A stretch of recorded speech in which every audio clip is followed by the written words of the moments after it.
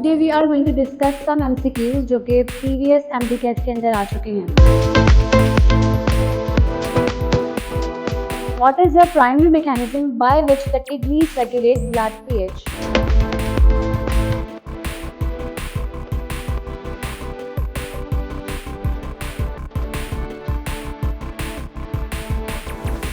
Assalamualaikum everybody, this is Sabura Fatma. Today I am here at English and as the biology instructor. Today we are going to discuss some MCQs जो कि previous MCQs के अंदर आ चुके हैं. तो these are some MCQs जिसमें पहला MCQ है What is the primary mechanism by which the kidneys regulate blood pH?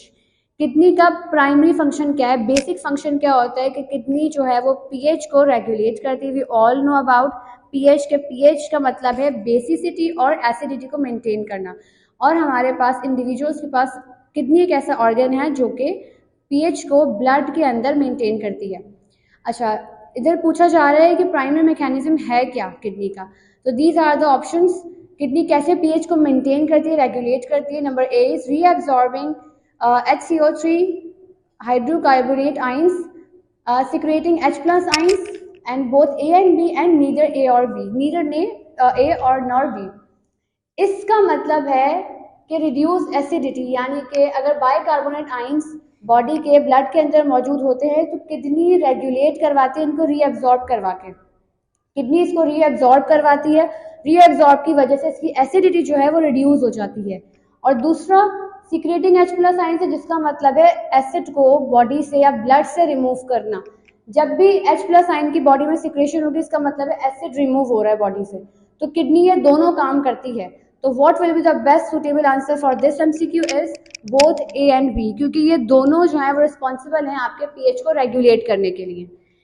All right, the second MCQ is all about what is the process by which a mature ovum is released from the ovary. Ovum हमारा mature follicle होता है. जब follicle जो है वो Graafian follicle के अंदर convert होके ओवम बन जाता है और ओवम जब फुली प्रिपेयर हो जाता है तो वो ट्रांसपोर्ट हो जाता है फैलोपियन ट्यूब के अंदर. ओवरी बनाती है. ओवरी इज द ऑर्गन जो कि ओवम के लिए रिस्पॉन्सिबल होती है. जब ये फैलोपियन ट्यूब के अंदर ट्रांसपोर्ट हो रही होती है ओवम, तो उस प्रोसेस को जो कि लिमिटेड डे का होता है, 1 to 3 डेज का होता है, 14 से स्टार्ट होता है, उस प्रोसेस को हम क्या कहते हैं इन चारों में से? स्पर्मेटोजेनेसिस नहीं कह सकते क्योंकि ये प्रोसेस है मेल गैमीट्स बनाने के लिए. फर्टिलाइजेशन, फैलोपियन ट्यूब के अंदर मेल और फीमेल गैमीट जब फ्यूज होते हैं फैलोपियन ट्यूब के अंदर स्पेसिफिकली, तो उसको हम फर्टिलाइजेशन कहते हैं. इम्प्लांटेशन आफ्टर फर्टिलाइजेशन होती है, तो ये तो हो ही नहीं सकता. So the MCQ is ovulation. Ovulation का मतलब क्या है? एक ऐसा प्रोसेस जिसके अंदर ओवम प्रिपेयर होकर आपके फैलोपियन ट्यूब के अंदर आ जाए. So this is the correct option. Number third MCQ is what is the primary difference between steroid and peptide hormone? Hormone क्या होते हैं? Chemical messengers. बॉडी के अंदर डिफरेंट केमिकल मैसेंजर्स हैं जो कि ग्लैंड्स रिलीज करवा रहे हैं. केमिकल मैसेंजर का मकसद होता है बॉडी के अंदर किसी भी किस्म के स्टिमुलस की वजह से रिएक्शन आ रहा है, उस रिएक्शन को कंट्रोल करना, रेगुलेट करवाना. अब हमारे पास बहुत डिफरेंट टाइप के हार्मोन्स हैं, लेकिन we are just taking these two, steroid and peptide. इन दोनों के अंदर बेसिक डिफरेंस क्या है इन एमसीक्यू के अंदर?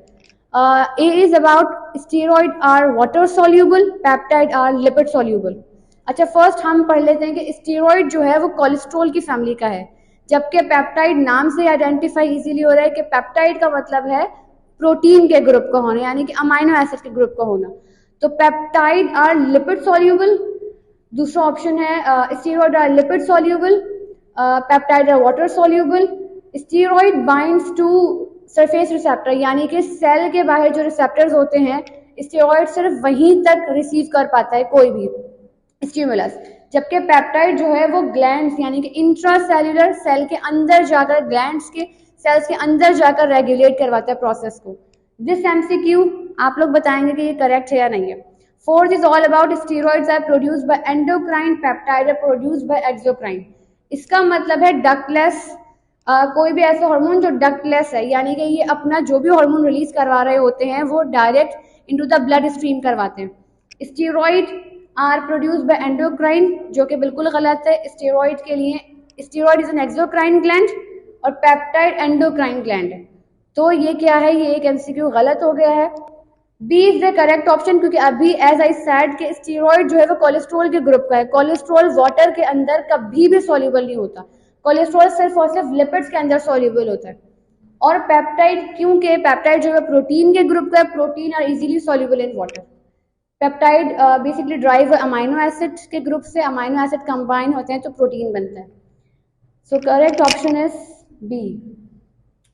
फोर्थ है हमारे पास, what is the term for the region on an enzyme where the substrate binds. Enzyme क्या होता है?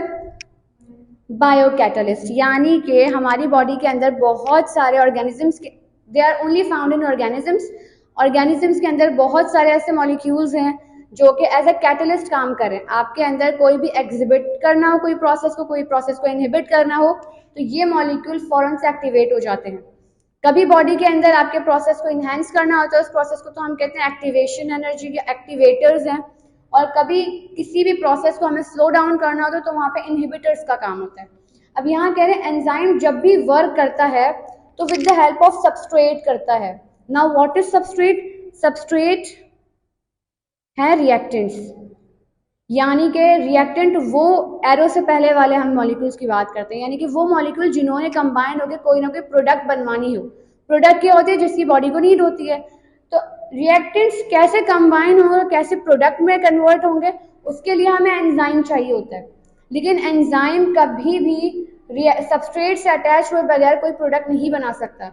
और जिस साइट पर, यहाँ पे साइट पूछा कि सबस्ट्रेट कहाँ पर बाइंड होता है, क्या वो एक्टिव साइट होती है या को एंजाइम होता है या एलोस्टेरिक साइट होता है या इनहिबिटर होता है? इनहिबिटर हो ही नहीं सकता। और एलोस्टेरिक साइट और को एंजाइम आर डिफरेंट पार्ट्स, ये पार्ट्स हैं। जबकि एक्टिव साइट्स क्या है? ये टाइप्स हैं बेसिकली। और एक्टिव साइट्स क्या होते हैं? वो साइट जहां पर सबस्ट्रेट आकर अटैच होता है ताकि एंजाइम अपना एज अ बायोकैटलिस्ट की जो एबिलिटी है वो डिमॉन्स्ट्रेट कर सके। So the correct option is active site. Thank you.